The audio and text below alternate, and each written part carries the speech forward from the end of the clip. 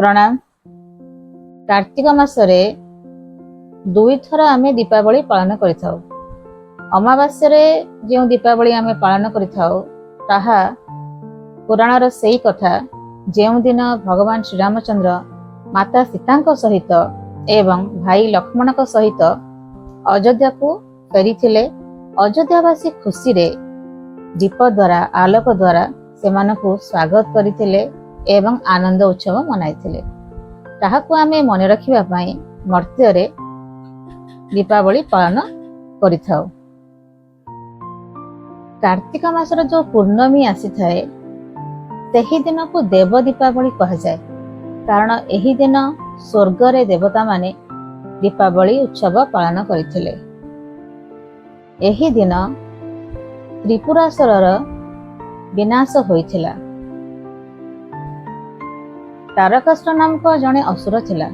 तार तीनोटी पुत्र थिले। सेमाने हेले विद्युतमाली, कमलाक्ष, तारकाक्ष। सेमाने भगवान सृष्टिकर्ता ब्रह्मा को तपस्या करिथिले एवं अमर वर पई प्रार्थना करिथिले। जेतेबेले भगवान सृष्टिकर्ता ब्रह्मा अमर वर देई हेब नाही बोली मना करिथिले, सेतेबेले सेमाने एही वर मागिथिले जे सेमानंकर नगर सुना रूपा लोहरे निर्मित हेब, तांकर एका सांगरे मृत्यु हेब। जेतेबेले तीनोटी महल एक होउथबो, मिसुथिबो, एक सरल रेखारे रहउथबो, भगवान शंकरଙ୍କ द्वारा तांकर मृत्यु हेब बोली सेही तीनी भाई ब्रह्मा को वर मागिथिले।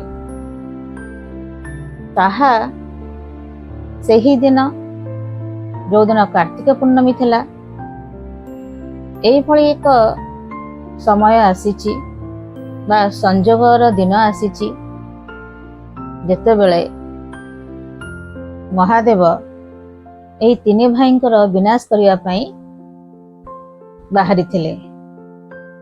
जेतेबेले महादेव सेही तीनी भाई को विनाश करिया को बाहरी थिले, एक रथरे सुसज्जित होइकी जाइथिले, कारण देवता माने एही तीनी असुरंकर अत्याचार सही पारि नथिले। महादेव को आसिकी प्रार्थना करिथिले जे आमको एही तीनी भाई को कबळरू रक्षा करंतु। महादेव जेतेबेले एही तीनी असुरंकर विनाश पई बाहरी छंती, सेतेबेले रथरे समस्त देवता विभिन्न स्वरूप रे उपस्थित थिले। रथर गोटिए चकरे सूर्य देवता थिले, अन्य एक चकरे चंद्रमा शोभा पाउथिले। रथर सारथी रे निजे सृष्टिकर्ता ब्रह्मा सारथी रूप रे थिले। महादेव जेउ अस्त्र द्वारा एही तीनी भाईंकर विनाश करिथिले, सेही अस्त्र निजे भगवान विष्णु थिले। जेतेबेले महादेव एही तीनी महलटी एक होउची, एक सरल रेखारे रहुची, सेतेबेले एही तीनी भाईंकर विनाश करिसंती। सेतेबेले महादेवंकर नाम त्रिपुरारी बोली नामित होइछि।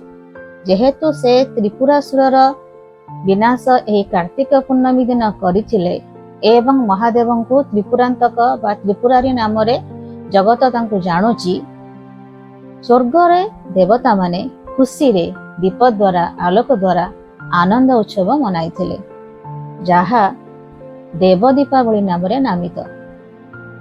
एही दिन कार्तिक बाबांकर जन्म होइथिला। पुराण रे कहा जाए भगवान विष्णुंकर प्रथम अवतार मत्स्य अवतारर प्राकट्य एही दिन मध्य होइथिला। अन्य एक प्रसंग एही भली, एही कार्तिक पूर्णमी दिन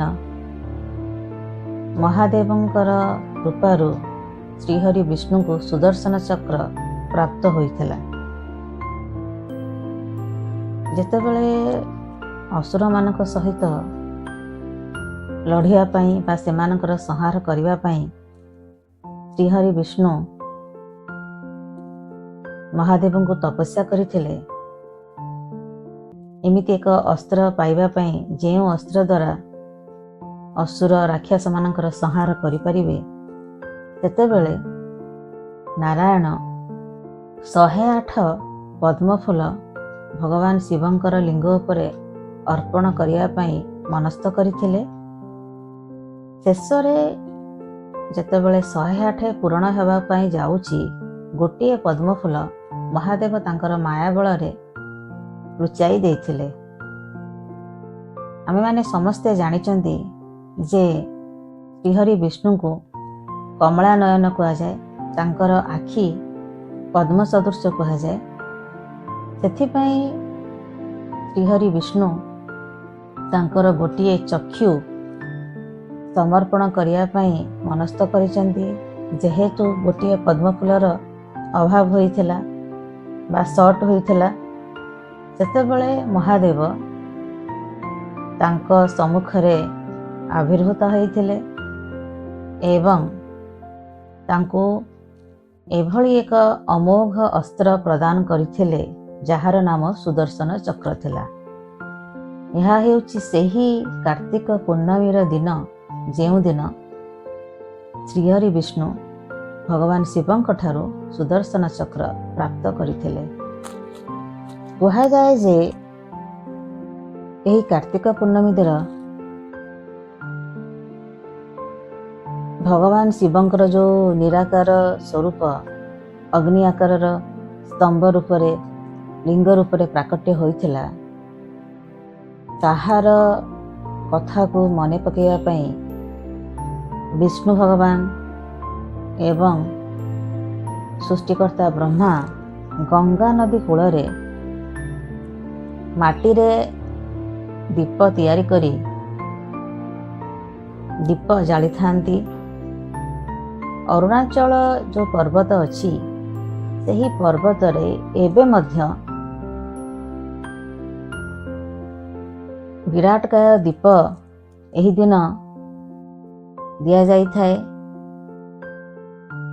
ଏହା ବିଶ୍ୱାସ କରାଯାଏ ଯେ ଅରୁଣାଚଳ ହେଉଛି ଭଗବାନ ଶିବଙ୍କର ଲିଙ୍ଗ ସ୍ୱରୂପ ପ୍ରାକଟ୍ୟର ସିମ୍ବଲାଇଜ୍ କରୁଛି, ବା କୁହାଯାଏ ଯେ ଏହି ଯେଉଁ ପର୍ବତଟି ମହାଦେବଙ୍କର ଲିଙ୍ଗାକାର ରୂପକୁ ଦର୍ଶାଇଥାଏ।